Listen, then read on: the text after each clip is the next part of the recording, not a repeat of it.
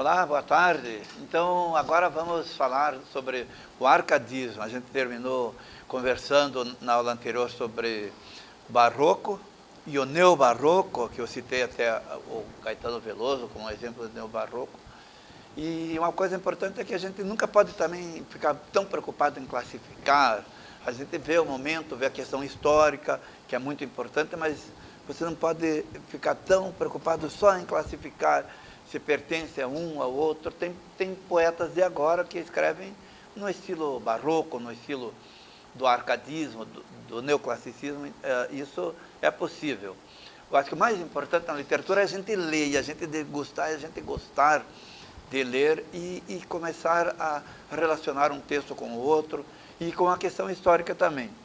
Então, o arcadismo também, como vocês já sabem, é conhecido como neoclassicismo. Por que neoclassicismo? Porque, de certa forma, é uma volta ao classicismo, a valorização, por exemplo, dos clássicos.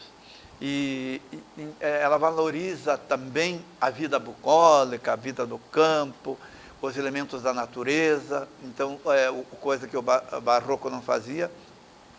E ela corta com esses excessos de enfeites que existiam no barroco. O nome, como vocês veem na apostila, ele se deriva de uma região da Grécia, né, que era chamada Arcádia, que era a morada do deus Pan. Então, isso vocês têm na apostila, e é importante. Então, esse nome Arcade, depois Arcádia, arcadismo, então vem desse nome grego de uma região da Grécia.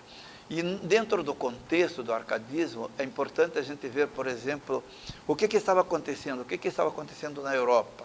A burguesia, o iluminismo, então Enlightenment em inglês, que vocês já devem ter ouvido falar, a questão de descobertas, a questão de novos inventos. A gente lembra, por exemplo, a lei da gravidade do Isaac Newton, é importante. Essa ideia da enciclopédia, por exemplo, é muito importante. Então, o século das luzes, as luzes, o Enlightenment, tudo favorece também o surgimento de ideias de liberdade, algo voltado mais para o humano. E uma coisa importante também, a gente lembra, nos Estados Unidos, aconteceu a independência dos Estados Unidos em 1776. Isso também está dentro desse contexto de luta pela liberdade. Então, há uma transformação, com certeza uma transformação muito grande. Eu falei da enciclopédia, por exemplo, Diderot, d'Alembert, Voltaire, em 1751. Esse contexto também é importante. E em Portugal, como a gente tem uma literatura mais voltada para Portugal, tem a questão do Marquês de Pombal, que fez uma reforma que para o Brasil eu diria, foi péssima em vários aspectos, né? Pombal ficou conhecido como o inimigo dos jesuítas, mas foi péssimo, não digo pela questão da expulsão dos jesuítas, mas pela visão que ele tinha da colonização. Ele queria aumentar o escravo, queria aumentar o lucro com o tráfico de escravos, ele queria aumentar as taxas, os impostos, ele proibiu qualquer, e não só indústria, mas qualquer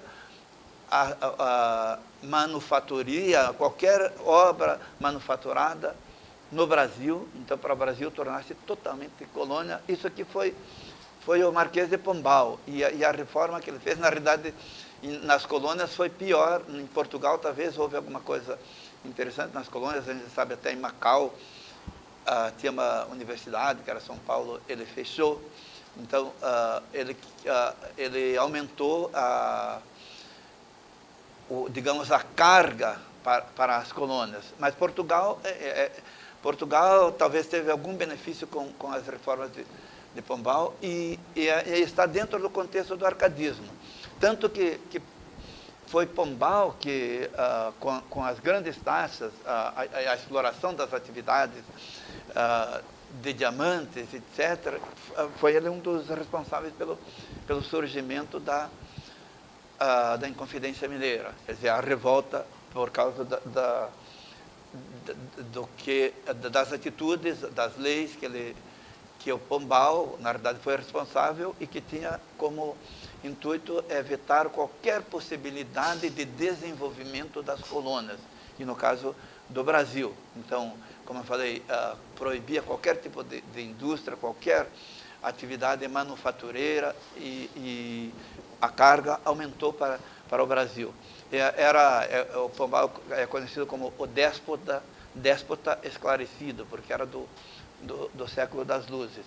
E em Portugal também a gente já estudou, falando da influência de Portugal, é interessante lembrar, a gente já estudou Boccaccio, né? Então, em literatura brasileira, Boccaccio foi importante, um importante Árcade, foi um poeta também satírico, e tem um poema que vocês têm lá na apostila, que é para Marília. Olha, Marília, as flautas dos pastores que vêm soam, como são cadentes. Então aí você já vê a questão dos pastores, das flautas, e ele vai falar do Tejo, olha o Tejo, o rio Tejo, Zéfiros, que são os ventos, então os Zéfiros a brincar entre as flores. Então aí está um exemplo de poesia Árcade. E isso ainda falando de Portugal, porque logicamente o Brasil como colônia de Portugal tem toda essa influência.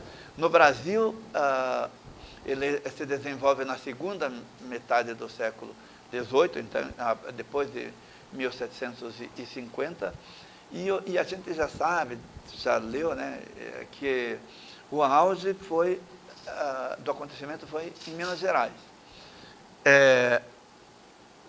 Esse pensamento iluminista, essas ideias de liberdade, chegam, então, entre os artistas de Minas Gerais. E por isso também, dali saíram grandes poetas, e dali saiu também a Inconfidência Mineira. Então, um nome que, logicamente, é indispensável é o Cláudio Manuel da Costa. Ele publicou uma obra chamada Obras, que foi publicada em 1768, um pouco tardio, digamos assim, se você comparar o arcadismo na Europa. E aí, também, a partir daí, existem outras publicações, e a questão da Inconfidência Mineira. Quem puder ir a Ouro Preto, por exemplo, em Minas Gerais, que na época era Vila Rica, então vai conhecer muita coisa da Inconfidência Mineira, muitos documentos interessantíssimos que você encontra lá. A condenação, por exemplo, dos Inconfidentes, você pode encontrar lá nos museus de Ouro Preto. E aqui a questão, então, clara aqui, logicamente, é a questão do homem lutando pela liberdade. Aí vem o antropocentrismo. Então, você não busca em Deus a liberdade, mas você está buscando na briga pelos seus direitos.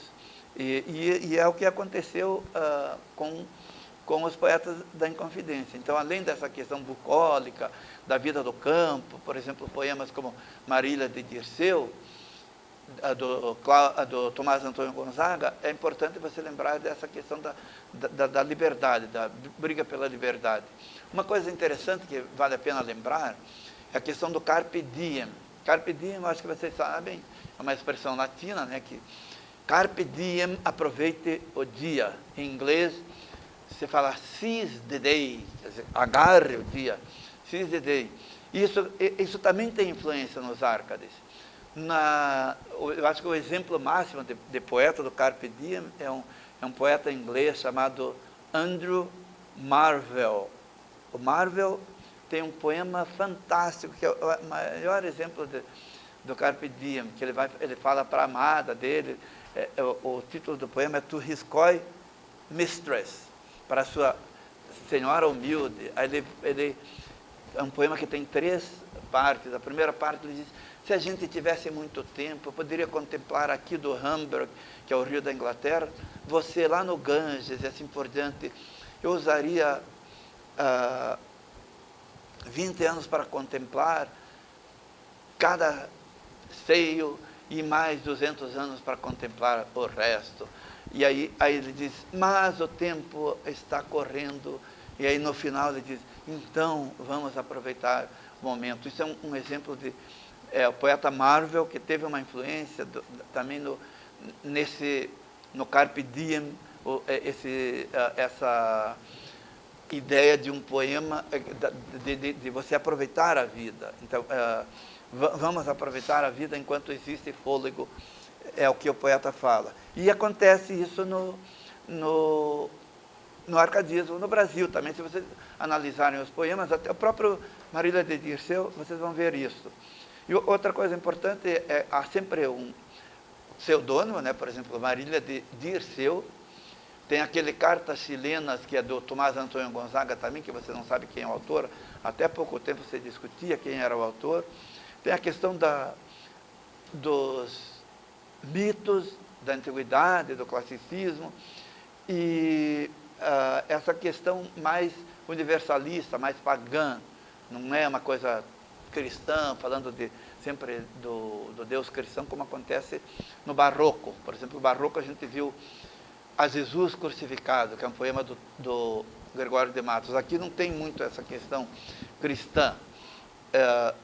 E o Tomás Antônio Gonzaga, que vocês têm na apostila, ele tem o mais famoso dele, eu diria que é a Marília de Dirceu, e vocês podem ver o Manso Gado, Minha Bela Marília, nos sentemos, à sombra desse cedro levantado, um pouco meditemos, na regular beleza em que tudo quanto vive nos descobre a sábia natureza. Então, vocês podem ver como tem muita coisa da natureza, essa conexão com a natureza, e vamos aproveitar esse momento enquanto, ele diz, enquanto pasta alegre o manso gado. Então vamos aproveitar para sentar aqui e para desfrutar da beleza da vida.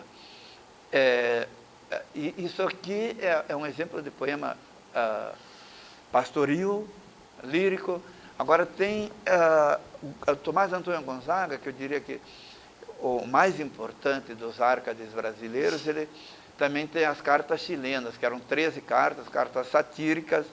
Então, ele escrevia para o Doroteu. Quando você fala cartas chilenas, ele escrevia como se estivesse no Chile, e como se Vila Rica, que hoje é Ouro Preto, fosse Santiago. E era engraçado que era em forma de versos. Ele diz, por exemplo, amigo Doroteu, prezado amigo, abre os olhos, boceja, estende os braços e limpa das pestanas carregadas o pegajoso humor que o sono ajunta. Critilo, o teu critilo é quem te chama, ergue a cabeça da engomada fronha, acorda, se ouvir, queres coisas raras. Então, isso é Cartas Chilenas, que é uma obra satírica. E o outro poeta, o Cláudio, a gente sabe, né, que esses poetas, eles, com a Inconfidência Mineira, então, logicamente, eles foram condenados. Um morre na prisão, outro morre na África, é degradado. E outro poeta, então, o Cláudio Manuel da Costa, né, que pode ser o introdutor do arcadismo no Brasil, que eu acho que depois do Cláudio Manuel, eu diria, na minha opinião, vocês podem discordar, que depois do Cláudio Manuel da Costa, ele seria o mais importante árcade. E você vê como ele fala também a questão da natureza. Por exemplo, nesse poema aqui, destes penhascos fez a natureza o berço em que nasci. Quem cuidara que entre pedras tão duras se criara uma alma tenra, um peito sem dureza? Então é interessante que aqui ele fala do local que nasceu. A gente estava falando da questão se é a literatura brasileira, se é a literatura do Brasil, mas apesar de ter a influência de Portugal, ele fala também dele. Então, e fala do Brasil, do contexto dele. E isso é importante. Então, já pode-se dizer que tem brasilidade nessa literatura. E tem um poeta que é um outro árcade, que muitas vezes não é nem citado, não sei, parece que na apostila não aparece, mas que é o Basílio da Gama. Ele escreveu o Uruguai. O Uruguai vai contar, para ser uma obra épica, ele escreve sobre a luta dos portugueses contra os indígenas, lá em Sete Povos das Missões. Não sei se alguém conhece, no Rio Grande do Sul, vale a pena visitar. E aí ele vai escrever sobre isso, só que ele coloca o português como herói. E é interessante que o Basílio da Gama, ele foi condenado primeiro, porque era jesuíta, tinha estudado com os jesuítas, e aí depois ele escreveu para a filha fez um poema para a filha do Marquês de Pombal, e ele acabou sendo perdoado. Na realidade, na linguagem de hoje, ele foi um grande puxa-saco do Marquês de Pombal, e aí ele não foi condenado. E é um poeta desse período, e aquele Uruguai, que é, na realidade, a luta dos indígenas lá da República Guarani, no Rio Grande do Sul, contra os portugueses, ele coloca o português como herói também. O outro desse período que escreve poema épico é o Santa Rita Durão. Eu acho que é José de Santa Rita Durão, o nome completo dele. A obra dele é Caramuru, que foi escrita em 1781. E é uma das obras importantes no arcadismo brasileiro. E é uma obra que conta a história do Diego Álvares Correia, que foi depois apelidado Caramuru. A gente estuda isso na história do Brasil, né? E que ele viveu entre os tupinambás. Isso aqui é importante. Agora, é uma obra muito importante. Caramuru é uma obra épica do arcadismo. O Uruguai é uma obra épica do arcadismo. Agora, tem uma obra que pouca gente cita, que eu acho que aqui na Amazônia a gente não pode esquecer, que é a Muraida, ou alguns chamam Muraída, que foi escrita por um português que vivia no Brasil, na Amazônia, em Tefé. Não sei se alguém já conhece Tefé, que fica no Amazonas. E ele escreveu essa obra para louvar o português, ou o povo português, que estava lutando contra os indígenas, os muras. Por isso é Muraída, alguns chamam Muraída ou Muraida. Eu falo Muraida, mas eu já ouvi o pessoal falar Muraída. É uma obra muito importante. Ela foi republicada pela Valer, que é uma editora de Manaus. Eu acho que vale a pena conhecer. Hoje o pessoal já está estudando muito. E é uma obra desse período. Só que é escrita por um português, que é o John Wilkins. Henrique John Wilkins. É um W, ou você pode falar Wilkins, ou Wilkins, você pode falar como alemão, mas na realidade é um português. E ele escreve para ser uma obra épica para louvar os portugueses que venceram a briga contra os muras, os índios muras, os indígenas, e por isso é Muraída. E, lamentavelmente, no Brasil, muita gente não conhece. Eu creio que aqui em Rondônia nós temos a obrigação de conhecer, muito mais do que conhecer a obra de Basílio da Gama, que é o Uruguai, ou o Caramuru de Santa Rita Durão, é conhecer essa obra que trata desse povo. Conhecer e estudar essa obra. E depois, nesse período do arcadismo também, nós temos Alvarenga Peixoto, tem algum texto na apostila que vocês podem ler. Nós temos Silva Alvarenga também, que é importante. Como eu sempre digo, essa questão de classificação, ele pertence ao período tal, ele escreve desse jeito. A gente não precisa ser obrigado a dizer, olha, acertar, esse exatamente está nesse período, ele escreve assim. Mas é importante, muito importante, o contexto histórico. Por que o John Wilkins escreveu uma obra para louvar o português e não o indígena? Então, naquele contexto de colonização, é como quem diz, nós, os colonizadores, nós estamos certos. Nós estamos fazendo um trabalho bonito, estamos colonizando, estamos trazendo progresso e tudo, e em nome disso se matavam indígenas. E de alguma forma, ele coloca bem no início do poema uma coisa incrível, assim, bem como eles são cruéis, são filhos do demônio. É um período, então, importante na Amazônia, que era, na época, longe de qualquer centro do Brasil. Então, hoje é longe, mas tem mais conexões.